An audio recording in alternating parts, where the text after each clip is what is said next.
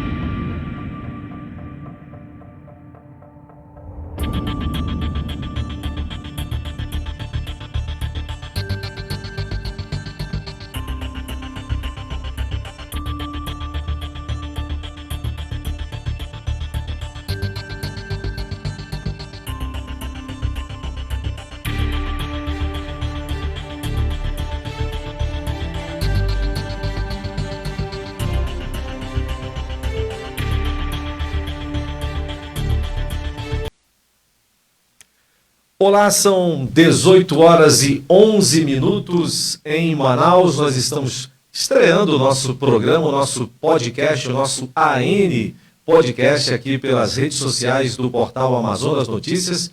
A partir de hoje, toda semana, 2 programas falando de vários temas importantes para a nossa cidade, para o nosso público, para o nosso estado do Amazonas especialmente. Nessa estreia, nós não poderemos ter uma estreia tão especial. Nós temos a advogada Denise Coelho, que vai falar pontos importantes, especialmente sobre esses golpes contra os idosos que estão acontecendo desde sempre aqui no estado do Amazonas. E também, depois do primeiro intervalo, nós vamos falar sobre a internet péssima de Parintins. O Festival Folclórico está chegando e, infelizmente, o sofrimento para quem vai trabalhar, especialmente para quem vai trabalhar, é muito grande para ficar lá em Parintins. Quando se aproxima o festival, quando se aproxima a festa bovina, aí o negócio pega. Doutora Denise, seja bem-vinda. Muito obrigado pela presença. Muito obrigada, Marcos. Fico muito feliz e honrada de estar aqui no primeiro programa do portal. Eu quero estar aqui no 1000º também. Amém. Desejo notícias muito boas, muito sucesso para você, para toda a equipe. Que seja um portal muito próspero. Afinal de contas, nós precisamos desse tipo de compromisso com o jornalismo levado a sério aqui no nosso estado. Levando informação para você que está aí em Parintins e em todos os municípios do estado do Amazonas. Mais uma vez, parabéns, Marcos. Obrigado, Denise. Vamos direto ao ponto. Por que tanto golpes contra idosos na rede bancária aqui no estado do Amazonas? Então, Marcos, eu acho que você deve conhecer algum idoso, deve ter aquele seu avô, seu parente, que pediu aposentadoria no INSS e antes mesmo dele receber aquela famosa cartinha de concessão, que ainda vem pelo correio, para quem não está acostumado a utilizar os aplicativos do governo federal, e começou a receber algumas ligações. Olha, o senhor tem aqui uma disponibilidade de empréstimo do Banco X e tal. Ou então, muitas vezes, já chega um cartão de crédito na residência daquele idoso, mesmo antes dele saber que ele já tem ali o direito do seu benefício aprovado pelo INSS. E parte daí a informação, Marcos, que acaba gerando grande parte desses abusos, tanto das instituições financeiras como das fraudes também. Porque nós temos tratado duas situações específicas. O abuso das instituições financeiras, e aí a gente tem as taxas abusivas, os cartões de créditos abusivos que nunca foram solicitados pelas pessoas, e nós temos as fraudes também, porque se utiliza desse banco de dados para fazer empréstimos, concessões e financiamentos, mesmo sem aquela pessoa idosa ter solicitado. É isso que eu ia perguntar. Como é que eles têm essa informação? Porque a tua informação, até com a lei do sigilo de dados, né, com a proteção dos dados... A LGPD, né? Não é? Isso aí é sigiloso, é teu, tu só fornece para quem você quiser. Como é que vaza essa informação? Porque, por exemplo, além dessa questão bancária, o idoso, quando ele é perseguido pelas operadoras de telefonia, que é aquele número que enche o saco toda hora, como é que fica isso, com a minha informação que vaza? Pois é, Marcos, o que acontece? Essa situação vem sendo tratada a nível federal de fiscalizações em relação aos bancos de dados do INSS, do governo federal como um todo, para verificar aonde está sendo essa fraude de informação. Porque o que acontece? Atualmente, desde 2019, foram vinculados em um único sistema, um único banco de dados, todas as informações dos brasileiros que têm acesso àquele sistema eGov. O sistema eGov, ele vai poder gerenciar o teu aplicativo do meu INSS. Então, se você tem um benefício, inclusive para você que ainda está nativo e precisa acompanhar como é que está o seu CNIS, que é justamente aquela tela de vinculação junto ao INSS para saber o período que você trabalhou e o valor que você contribuiu. Então, todo mundo pode baixar e ficar acompanhando. Você também está vinculado nesse mesmo sistema a sua carteira de trabalho virtual, que é a CTPS digital. Está vinculado também o aplicativo do FGTS para você verificar. Então, algum momento, ali onde está guardado o banco de dados do eGov, está sendo ali vinculada e disponibilizada de alguma maneira as informações daquelas pessoas que estão recebendo ou irão receber os benefícios previdenciários. Porque a gente está comentando aqui em especial dos idosos, mas muitas pessoas que estão recebendo benefícios previdenciários acabam sofrendo o mesmo tipo de assédio das instituições financeiras. Agora, como é que eu combato isso? Nós sabemos que os idosos, quando a gente fala idosos, a gente tem a tecnologia que chegou um pouco mais aqui para eles, né? O idoso, eu, por exemplo, daqui a pouco eu tenho mais informações, eu tenho mais acesso à informação que o idoso do passado, entre aspas. E nós sabemos que eles têm pouco trato com a coisa, não é? Às vezes não entendem, pedem sempre ajudas do filho, da filha, que às vezes também estão muito atarefados ou não moram mais com os filhos, e acaba que fica mais fácil. Tem esse problema também? Com certeza, porque assim, a gente está falando de uma pessoa que ela não está familiarizada a utilizar o smartphone. Essas informações que eu acabei de passar do governo federal, tem muita gente que chega para mim e fala, eu não tenho essa senha, eu nunca cadastrei. Tudo bem, aí eu vou baixar o CPF da pessoa, identifico tudo, tem aquela leitura facial para verificar se realmente é a pessoa, e quando eu termino de baixar todo o sistema, eu recebo a informação, este CPF já está cadastrado, aí aparece parte de um número e parte de um e-mail, não aparece completo. Aí eu pergunto da pessoa, você conhece esse número, você conhece esse e-mail? Não, não conheço. Aí, às vezes, é um sobrinho que fez o cadastro, é um neto, ou, às vezes, não é nenhum familiar. Alguém pegou o banco de dados dessa pessoa, principalmente durante a pandemia, onde tiveram aquelas concessões daqueles benefícios assistenciais. Muita gente teve informações vazadas, inclusive isso também é objeto de investigação perante o governo federal para saber quem foi que vazou esses dados. E aí acaba tendo, assim, esse conflito de informação. Aí o pior que acontece, eu não consigo resetar a senha para aquela pessoa ter acesso ao seu sistema. Eu tenho que abrir um requerimento junto ao governo federal, e aí você demora, porque aí a informação já vai para uma análise de uma pessoa, de um servidor, para poder verificar realmente se aquela pessoa que está solicitando a informação é ela mesma. E aí, Marcos, passada essa parte, o que acontece? A gente não tem como pedir do seu João, que hoje tem 75 anos, está aposentado pelo INSS, que ele saiba mexer no sistema. Aí não tem como. Então, assim, buscar uma pessoa mais jovem da sua confiança para poder regulamentar essas informações. E por que é tão importante saber essa informação do sistema? Porque no sistema do INSS eu tenho a opção, enquanto beneficiário, de travar qualquer tipo de suposto empréstimo. Então, a gente já vai evitar essas questões das fraudes. Eu posso colocar lá a opção, e aí eu posso tirar ou colocar a restrição em relação ao empréstimo. Se eu não tenho pretensão nenhuma de ter um empréstimo por mais 3 meses, 6 meses, eu coloco essa restrição, evitando dessa forma que eu venha a ter qualquer tipo de constrangimento ou empréstimo, porque eu só vou verificar no final. R$35 a menos, R$40 a menos. São taxas pequenas que, num primeiro momento, você não desconfia que aquilo ali pode ser um empréstimo. Acaba achando que é uma taxa do banco. Quando vai se verificar daqui a 6 anos, aquilo era um empréstimo ou um cartão de crédito, um imposto ali pela instituição financeira que o idoso nunca solicitou. E um bando de vantagens que o idoso não sabe de onde veio, né? Que é proteção de cartão, proteção de senha, proteção de dados. Sexta, tal da sexta famosa. Eu soube que o Bradesco é o campeão de problemas nesse caso. Por quê? Olha, Marcos, o que acontece? O que eu sempre comento é porque essa instituição financeira, ela tem as folhas de pagamentos, tanto do Estado e como de grande parte dos municípios do Estado do Amazonas. Então, ela tem uma grande cartela de clientes.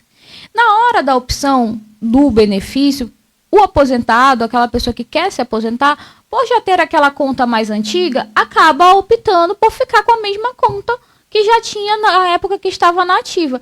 E ainda tem outra situação, o Bradesco é um dos bancos que está nos 62 municípios do estado do Amazonas. Nós temos a Caixa Econômica Federal também, mas já é um banco mais restrito, então as pessoas acabam optando por ficar com o Bradesco por conta das suas facilidades ali colocadas no primeiro momento. E aí eu acredito que por ter esse maior número de clientes, ele acaba estando sempre no primeiro lugar em relação a essas situações de abuso enquanto instituição financeira. Tem a carta do Estado, tem a carta de Manaus, que Manaus é o maior município, acaba gerando mais denúncias e mais problemas. E andou perdendo, né? Eu soube que no Baixo Amazonas, em Barreirinha, teve condenação, tem outras acontecendo por meio do trabalho de vocês, porque a gente tem que deixar claro o seguinte, se você observou algum problema, busque um advogado. Com certeza. O principal é você buscar um advogado da sua confiança, que ele seja especialista na área. E também há outras opções. Dependendo do valor da demanda, você pode buscar o próprio juizado, são os juizados especiais cíveis, direto em todas as comarcas tem esse juizado, você não precisa de advogado para entrar com esse tipo de ação. Se for ações até 20 salários mínimos, você pode ir direto no juizado e fazer a sua solicitação perante o Tribunal de Justiça do Estado do Amazonas, para que qualquer tipo de fraude ou abuso em relação a você, que é consumidor, sofreu nessas situações específicas, possa ter ali o reparo em relação à situação fraudulenta. É uma dor de quem procura um advogado e a justiça. Demora muito? Olha, Marcos, sendo bem franca, uma situação como essa de fraude em relação a cestas ou empréstimos que não foram solicitados, cartões de crédito, em média demora 2 anos. Por quê? A sentença, no primeiro momento, ela sai mais rápida, né, que é a concessão ou não do seu pleito, né? Se o juiz de primeiro grau entender que você tem direito ali, você consegue comprovar minimamente, porque também tem isso, gente. Não basta eu ir ao judiciário, ir até um advogado solicitar o que eu estou falando. Eu tenho que comprovar minimamente ali que houve a fraude, houve o abuso. Então, assim, você tem os seus extratos bancários, que é um meio muito eficaz.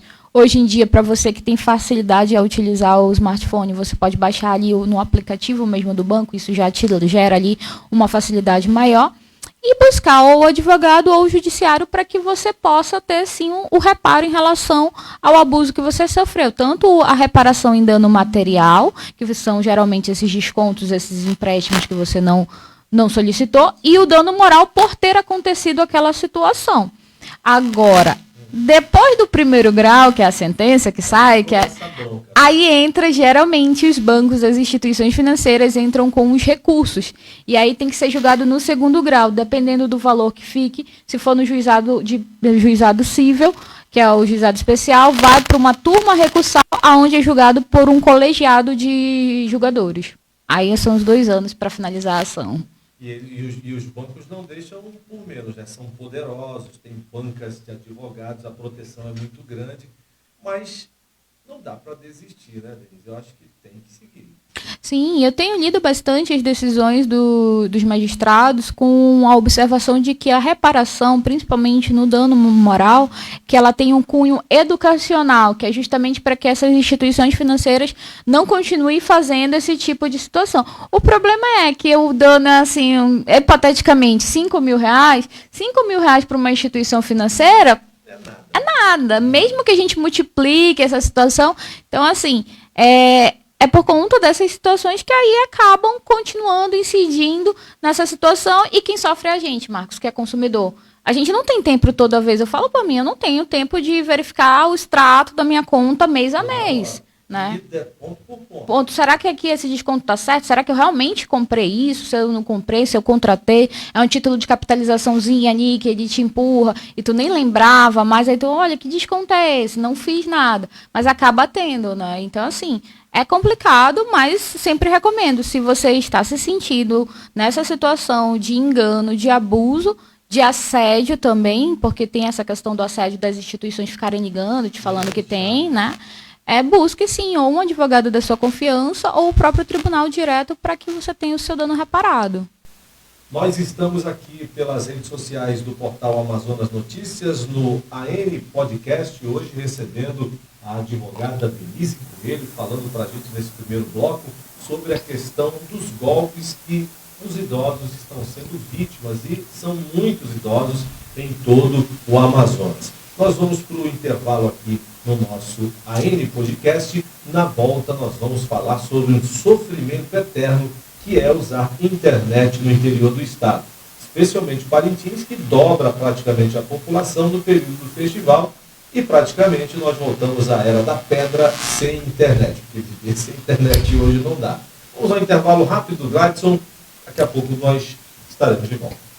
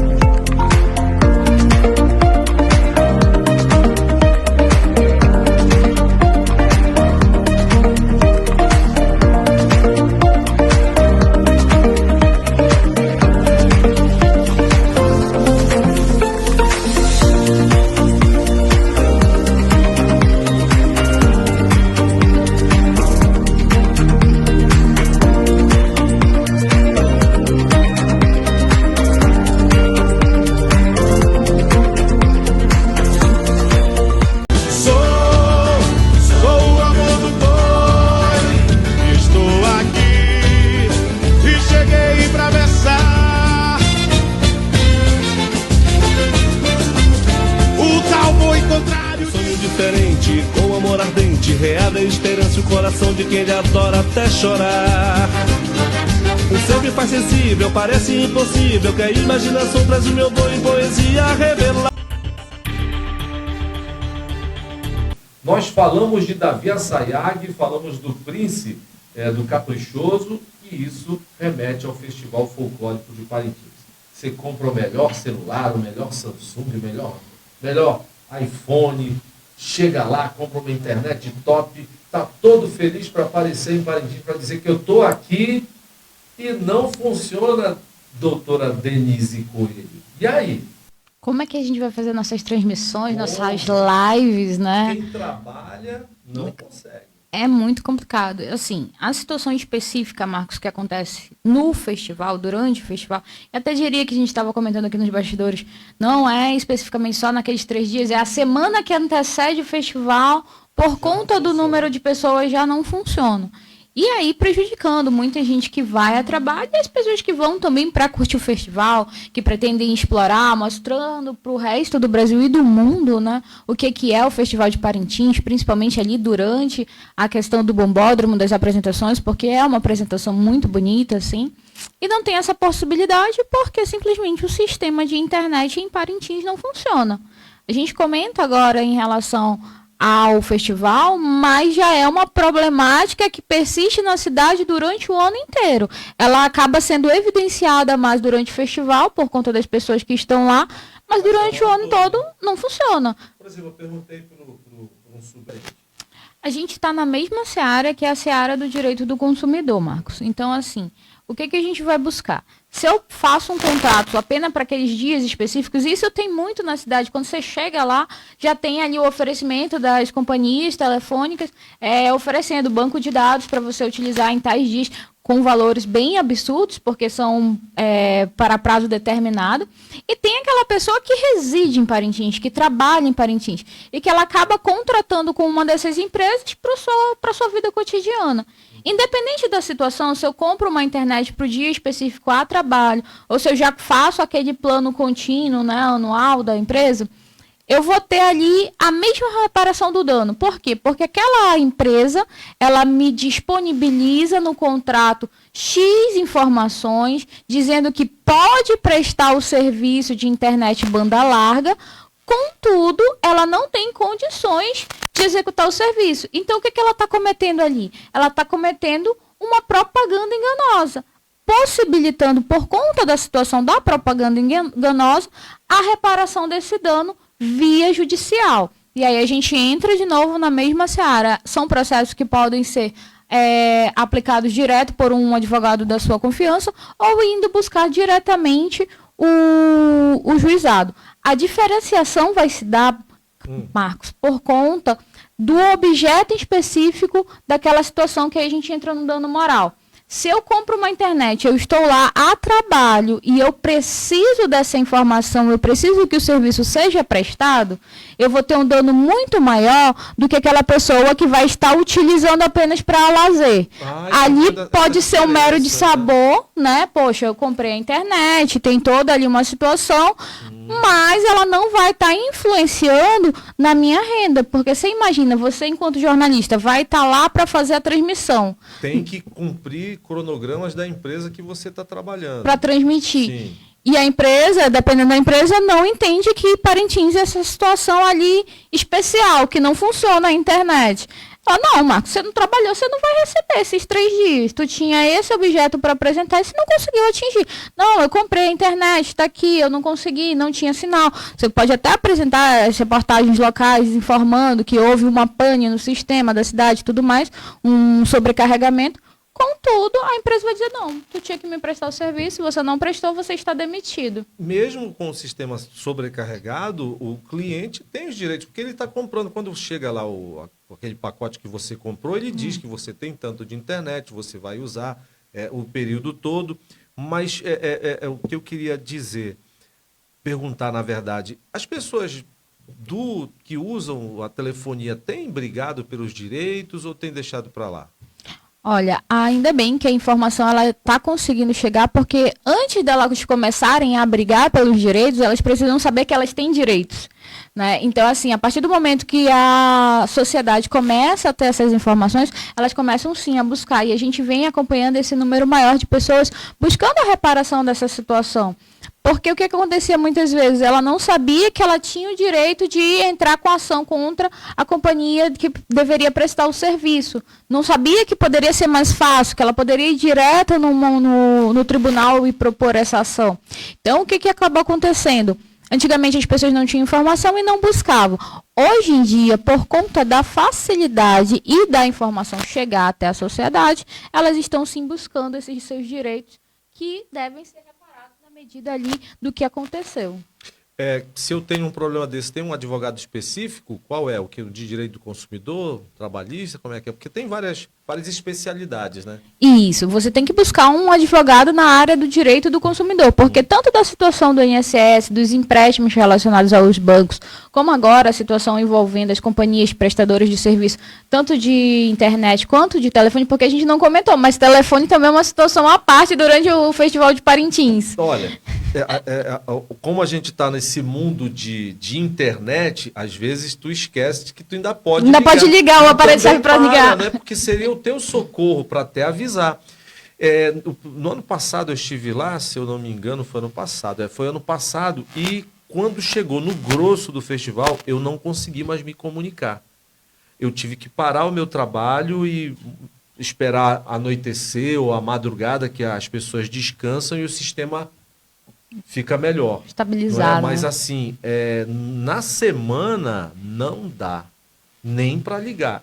É a mesma coisa da internet? Tem diferença? É a mesma coisa da internet. São prestadores de serviço que oferecem ali um serviço que não conseguem entregar para o cliente. Então, assim, você vai estar na área do direito do consumidor e aí você pode buscar um advogado especialista em direito do consumidor para poder ter a reparação desse seu dano.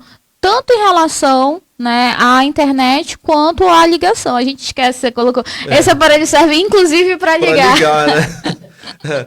E assim, a média, que uma sentença sai em favor do cliente, por exemplo, em média quanto? Como é o mesmo tribunal que a gente comentou no primeiro bloco, que são os juizados especiais, que são juizados que julgam causas de menor complexidade. As pequenas causas que chamam. Isso, as pequenas causas. E aí o que acontece? Tem essa celeridade, mas aí tem aquela outra parte que eu comentei também no primeiro bloco. Existe o grau de recurso, e a maioria das empresas, sendo bem franca com vocês e com você, Marcos, elas entram sim com o recurso, que é o recurso inominado, para justamente postergar mais na hora de chegar ao pagamento daquele consumidor que teve seu direito enquanto consumidor ferido por conta da prática abusiva dessas empresas. Aqui nos bastidores, a tua mãe, como é o nome dela? Maria Auxiliadora. Ela deu uma dica importante. Qual foi? Lembra? Em relação a que mesmo que você entre no juizado sem advogado, quando chega nessa área, nesse grau de recurso, você vai precisar sim de um advogado ou de um defensor público para que você possa continuar no processo, para que você possa dar continuidade, mesmo que a empresa entre com recurso. Portanto, está dado o recado, conversamos com a Denise Coelho. Muito prazer te ter aqui, olha, Denise, muito simpática. Muito obrigada. Estamos sempre à disposição e tem aquela frase clássica do advogado, que a gente vê nos carros: procure um advogado. Procure sempre um advogado da sua confiança, sim. Marcos, muito obrigada pelo convite. Renovo as minhas palavras do início do programa. Te desejo muito sucesso. Obrigado. A você e a toda a sua equipe. Quero estar aqui no 10º programa também para comemorar. Amém. E sucesso sempre.